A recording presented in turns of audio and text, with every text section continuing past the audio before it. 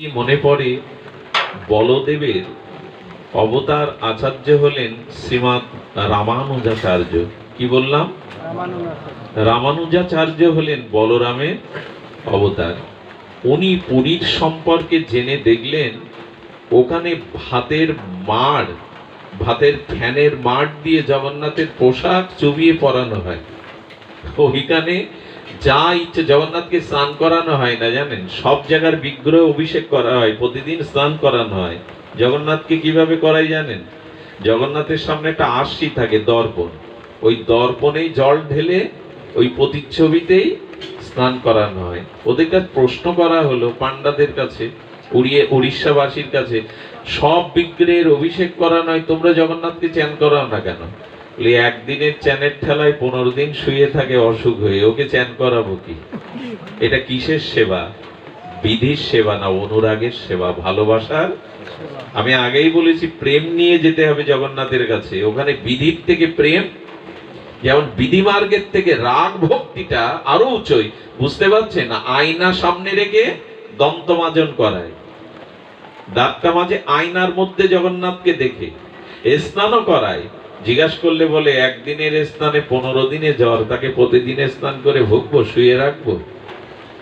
রামানুজাচার্য আচার্য শ্রেষ্ঠ, চতুর্সম্প্রদায়ের অন্যতম বলরামের অবতার, উনি বললেন এটা চলতে পারে না।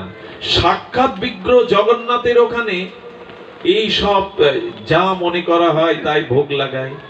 এখানে কোনো আচার নিয়ম বৈদিক রীতিনীতি নাই। উনি চলে এলেন, পুরীর রাজা গজপতিকে বললেন, আজ থেকে আমি বৈদিক নিয়মে সুচারুরূপে জগন্নাথের সেবা পূজা হবে। ধ্যান দিয়ে শুনুন, অপূর্ব ঘটনা। তো তখন পান্ডারা বলছে, তাহলে এতদিন আমরা আমাদের মনের মতো করি কেন? জগন্নাথকে তারা ভগবান জ্ঞানে না, নিজ জ্ঞানে প্রেমের দৃষ্টিতে সেবা করে। কচু শাকও দেয়, যাই। একবার এক বুড়িমা নিমের পাতার রস করে মাটির পাত্রে নিয়ে যাচ্ছেন, বলে এই পদ দাও। বলে, বুড়ি কোথায় যাবে? বলে, আমার ছেলে এই ঘৃত অন্ন পুষ্পন্ন খেতে খেতে ওর পিত্তরোগ হয়ে যাবে, আমাশা হবে, তাই ওকে একটু নিমের রস খাওয়াতে এসেছি। বলে, কে তোমার ছেলে? বলে, তোমরা যার সেবক, ওই জগন্নাথই আমার ছেলে। পান্ডারা ভাবলো এর মাথা খারাপ হয়ে গেছে, নিমের পাতার রস খাওয়াবে। এক বুড়িও নাছোড় বান্দা, এই আমার ছেলের তোমরা সেবক, আমাকে আমার ছেলের কাছে যেতে যাবে না? জগন্নাথ আমার ছেলে। বুড়িমা যখন শুনছে না, তখন ধাক্কা দিয়ে দিলেন, মাটির ঘরটা পড়ে ভেঙে নিমের পাতার রস ছড়িয়ে পড়লো। জগন্নাথ আর ভোগ নেবেন না। মূল পান্ডাকে বললেন, আমার মা এনেছিল আমার জন্য নিমের পাতার রস, আমার মঙ্গলের কথা ভেবে পেতে দাওনি, নিমের পাতার রস বুড়িমা আমাকে দেবে, তবে আমি ভোগ স্বীকার করব। জগন্নাথ এত করুণা তার। সেই দিন থেকে তিতো দেয়া হয়। আরো শুনবেন তার কৃপা। কর্মাবাই জগন্নাথের একজন ভক্ত ছিল। কি নাম বললাম? এদের নাম নিলেই কল্যাণ হয়। কর্মাবাই। করমাবাই আমাদের ভক্তমাল চরিত্রে আছে। এক গ্রামের অশিক্ষিতা, শাস্ত্র না জানা এক বুড়িমা। কিন্তু এই বুড়িমার জগন্নাথের প্রতি বাৎসল্য প্রেম ছিল, সন্তান মনে করতেন। তিনি শুনলেন পুরীতে 9টার দিকে ভোগ লাগানো হয়। আমার জগন্নাথ এত পায়, ওর তো ক্ষুধা লাগে, ভোরবেলা কেন, সকালে কেন ওকে কিছু দেয় না? এই মনে করে, ওই ভাবনাতে উনি সকালে উঠে বাসি কাপড়ে স্নান না করে খিচুড়ি রান্না করেন। খিচুড়ি রান্না করে ডাকে, জগন্নাথ আয়, কখন তোকে খেতে দেবে, এতক্ষণ না খেয়ে থাকবি? ঠিক মা যেমন সন্তানকে ঘুম থেকে তুলেই খাওয়ানোর জন্য ব্যস্ত হয়, উনিও সন্তান মনে করে ওইভাবে আকুল ভাবে ডাকেন। কি বলবো আপনাদের, এত করুণা কলিযুগে জগন্নাথের। উনি এসে সাক্ষাৎ করমাবাইয়ের কাছ থেকে খিচুড়ি পেতেন, সাক্ষাৎ পেতেন। ওই এসে যেদিন দেরি হতো রান্না করতে, তখন উনি বলতেন, তাড়াতাড়ি করো মা, তাড়াতাড়ি করো মা, এই থেকে নাও হয় করমা। তাড়াতাড়ি করমা এই বলতে গিয়ে ওনার নাম হয় করমা। একদিন এক সাধু এসে দেখছেন উনি জগন্নাথের ভোগ লাগান, অথচ বাসি কাপড়ে তিলক না মালা না, ওইভাবে রান্না করে ওই কাপড়েই দেন। বলে, ও বুড়ি, তোমার এই ভোগ জগন্নাথ, ওনার চোখ তো আর নাই, উনি দেখবেন জগন্নাথ পেয়ে যাচ্ছে, বাৎসল্য সন্তান গেলে। বলে, বুড়ি ভুল হচ্ছে তোমার, আরে শাস্ত্র না মানলে ভগবান সেবা নেয় না। শাস্ত্র মানো, স্নান করো, তিলকমালা আহ্নিক করে তবে ভগবানের ভোগ রান্না করতে হয়। বুড়িমা তো শাস্ত্র জানে না, শ্রদ্ধা আছে, ভয়ে ভয়ে পরের দিন সকালে ওই করতে গেছে। জগন্নাথ দাঁড়িয়ে থেকে বারবার বলছে, তাড়াতাড়ি করো না মা, তাড়াতাড়ি করো, 9টা বেজে যাচ্ছে, মন্দিরের দুয়ার খুলবে। জগন্নাথ সেদিন আর প্রসাদ কি বলবো আপনাদের। জগন্নাথ পান্ডাকে দিয়ে পাঠাচ্ছেন, ওই সাধুর কাছে যাও, গিয়ে জিজ্ঞাসা করো তো, কোলের সন্তানকে মা খাওয়াতে গেলে তার স্নানমালা তিলক নিতে হয় কিনা, আহ্নিক করতে হয় কিনা। ওকে বলে দাও, সব জায়গার জন্য সব নিয়ম না, ওকে বলে দাও ওকে আমার মা, আমাকে ও বাৎসল্য জ্ঞানে ভালোবাসে, এই জন্য ওই নিয়ম এখানে। সাধুকে যখন পান্ডা বলল, জিহ্বা কেটে বারবার ক্ষমা চাইতে লাগলো, মা ভুল করেছি, তুই যে রাজ্যের ভালোবাসা দিয়ে জগন্নাথকে ভালোবেসেছিস, ওখানে আমি কল্পনাতেও পৌঁছাতে ক্ষমা করে দেবা। এর কিছুদিন পর জগন্নাথের নিত্যলীলায় কর্মবা প্রস্থান করলো। যখন দেহ রাখলো, কি বলবো, সেদিন জগন্নাথের মন্দির খুলে দেখলো জগন্নাথ কাঁদছে, তার চোখ দিয়ে প্রেমস্ত্র গড়িয়ে পড়ছে। এই সত্য সংবাদ শুনুন। জগন্নাথের চরণে পান্ডারা গজপতি রাজা বললে, প্রভু কাঁদছো কেন, তুমি আনন্দের ঠাকুর। বললো, আমার মা আজ নিত্যলোকে চলে গেল কর্মাবায়, আমাকে খিচুড়ি কে খাওয়াবে প্রতিদিন সকালে, ডেকে ডেকে আমাকে এই খিচুড়ি প্রসাদ কে খাওয়াবে। সেই দিন থেকে করমাবায়ের নামে আজও বালভোগে জগন্নাথকে খিচুড়ি দেয়া হয়। এত করুণা জগন্নাথের। তো রামানুজাচার্য এসেছেন, আমি বৈদিক নিয়মে আজ থেকে এখানে সুচারুরূপে জগন্নাথের সেবা। এই পান্ডারা তোমরা বেরো, আর ওনার মুখের উপরে কথা বলবে রাজারও বলদেবের আচার্য অবতার। 5 দিন জগন্নাথের সেবা উনি বৈদিক নিয়মে করছেন। কি নিয়মে? 5 দিন। সেবকরা বাইরে দাঁড়িয়ে কাঁদছে, গোসাই আচার্য কি সেবা দিচ্ছেন জানি না, আমরা আমাদের মনের মতো করে সেবা দিতাম, আমরা মন্ত্র না জানলেও আমাদের জগন্নাথ যা ভালোবাসে তাই করতাম। জগন্নাথকে ওরা কিরকম ভালোবাসে জানেন? এই যে জগন্নাথকে রথে তোলার আগে দেখেছেন, দুলে দুলে তোলে জগন্নাথকে। আচ্ছা, সরাসরি তুললে তো হয় না, উনি নেচে নেচে দুলে দুলে আনন্দে উঠবেন। তো দুলে দুলে তুলতে তুলতে ওটা তো অনেক ভারী, মাঝে মাঝে ওরা যখন বইতে পারে না, পেছন থেকে পান্ডারা গালি দেয়। ভগবানকে গালি দেয় কারা? ভগবান ভেবে না প্রিয়জন ভেবে? ব্রজবাসীরা নন্দলালাকে গালি দিত, সে গালি বড় মধুর।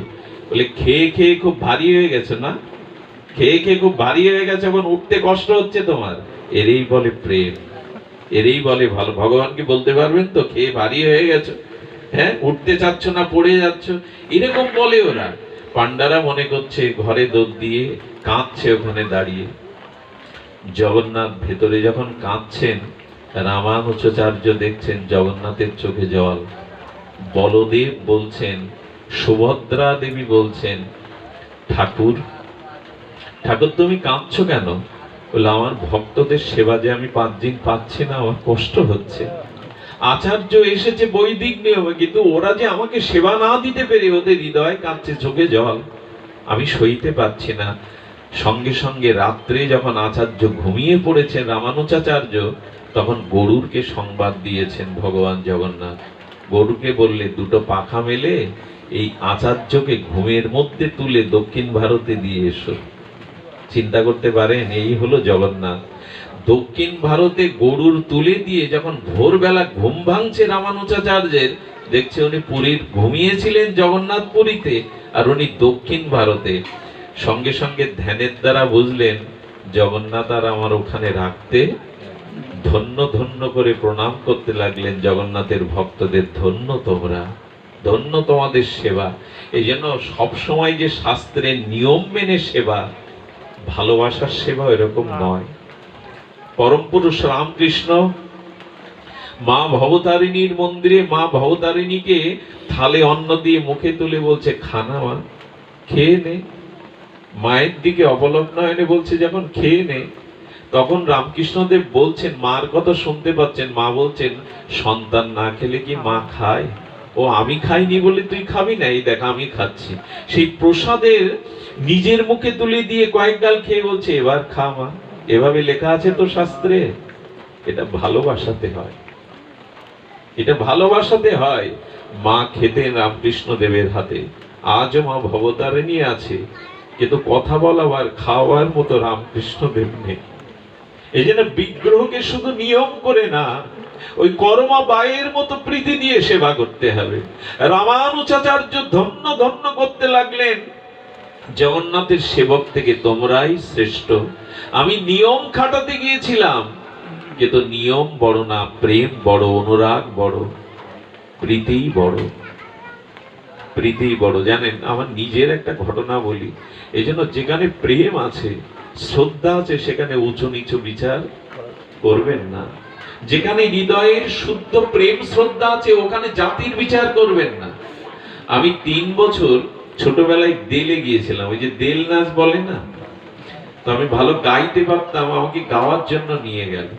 এখন পুরানো দিনের 30 বছর আগে যেখানে দেল হতো, এক একজনের বাড়িতে খাওয়ার ব্যবস্থা হতো।